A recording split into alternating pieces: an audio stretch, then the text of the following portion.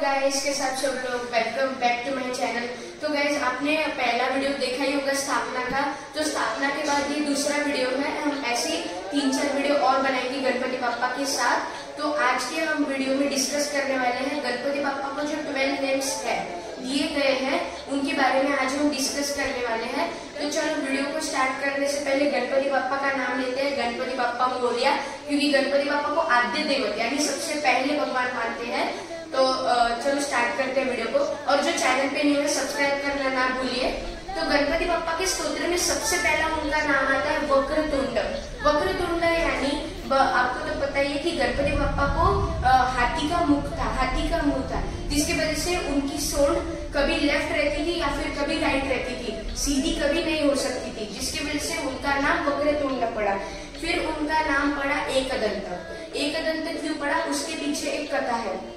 एक दिन व्यास ऋषि कैलाश पर्वत पर आते हैं और शिव भगवान को बोलते हैं कि मुझे एक ऐसा राइटर चाहिए, ऐसा लिखने वाला आदमी चाहिए जो मेरे बोलने की गति से लिख पाए और मेरा ग्रंथ पूरा कर पाए। तो शिव भगवान ने बोला ऑफ कोर्स, यानी कि मेरा ही बेटा ऐसे काम कर सकेगा।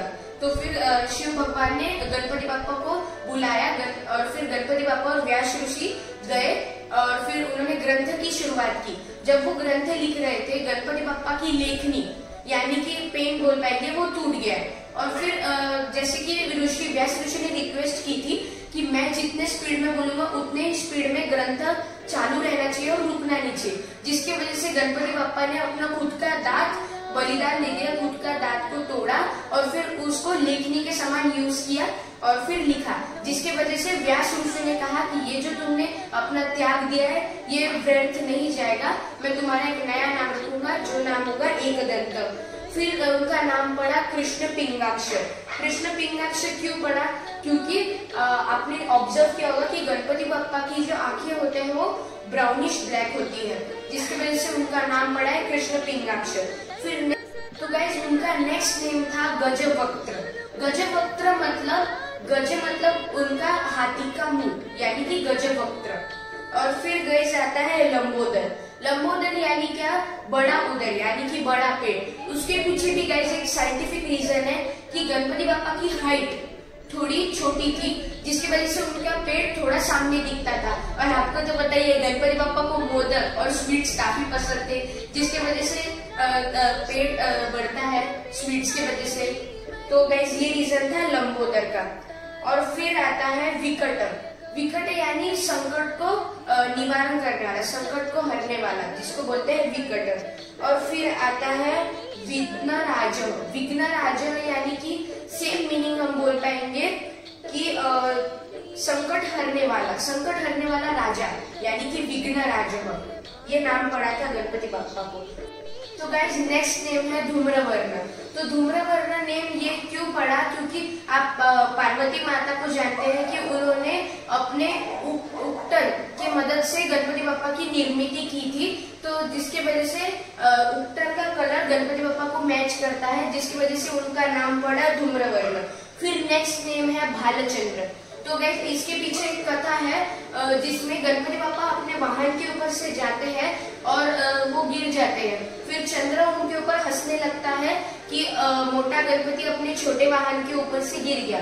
फिर गणपति पापा को इस चीज पे गुस्सा आता है और वो चंद्र को श्राप देते हैं कि तेरा पूरा ग्लेज या फिर ग्लो या फिर हम चमक बोल पाएंगे पूरा चले जाएगा, जिसकी वजह से चंद्र को डर लगने लगता है और फिर चंद्र उनसे माफी मांगता है। फिर बहुत माफी मांगने के बाद गणपति पापा उन्हें क्षमा करते हैं और गणपति पापा उन्हें बोलते हैं कि मैंने जो तुम्हें श्राप दिया है वो रिटर्न तो नहीं लूंगा मैं और ले भी नहीं सकता, लेकिन तुम धीरे धीरे अपना ग्लो तुम्हारा बढ़ेगा।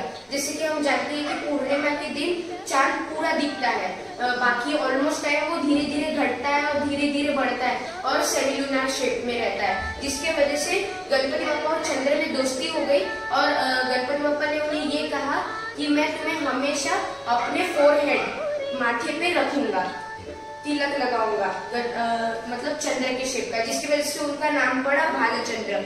फिर आता है विनायक। तो गाइज नेक्स्ट है विनायक यानी कि संकट को हरने वाला नायक। तो गाइस ऐसे तो भगवान गणपति ने बहुत सारे संकट हरण किए हुए हैं, लेकिन उदाहरणार्थी आपको मैं एक बताऊंगा कि यमलोक में एक बार यम भगवान ने अग्नि राक्षस का रूप लेकर पृथ्वीवासियों को बहुत परेशान किया, और उन्होंने सेम स्वर्गवासियों के साथ भी किया, भगवान को भी परेशान किया। इसलिए सारे भगवान ने गणपति बाप्पा का स्मरण किया। फिर गणपति बाप्पा ने उस राक्षस को अपने पेट में निगल लिया, जिसके वजह से गणपति बाप्पा के पेट में जलन होनी शुरू हो गई और गणपति बाप्पा बहुत ज्यादा अस्वस्थ हो गए, जिसके वजह से बहुत देवतागणों ने ट्राई किया कि गणपति बाप्पा के पेट में की अग्नि शांत हो और उनको अच्छा लगे, लेकिन बहुत ट्राई करने के बावजूद कुछ नहीं हुआ। फिर वहाँ कुछ ऋषिगण आए और उन्होंने गणपति बाप्पा के सर के ऊपर दुर्वा रखी, और फिर दुर्वा के मदद से गणपति बाप्पा की अग्नि शांत हुई और फिर गणपति बाप्पा को अच्छा लगा। फिर गणपति बाप्पा ने ये कहा कि जो भी भक्त मुझे अगली बार दुर्वा चढ़ाएगा मैं उसे बहुत अच्छा आशीर्वाद दूंगा। तो गाइस ये था विनायक। फिर इसके बाद है गणपति। गणपति यानी गण यानी जनता, और पति यानी उनका राजा, इसलिए उनका नाम पड़ा था गणपति यानी जन का राजा। फिर आता है गजानन। गजानन क्यों पड़ा? आनंद यानी मुख, सर, और फिर गज यानी हाथी का मुख यानी कि गजानन। तो गाइज ये थे गणपति बाप्पा के 12 नेम्स। तो गाइज वीडियो कैसे लगा कमेंट में जरूर बताना। मिलते हैं जल्दी की नेक्स्ट व्लॉग में। Thank you so much for watching. Bye.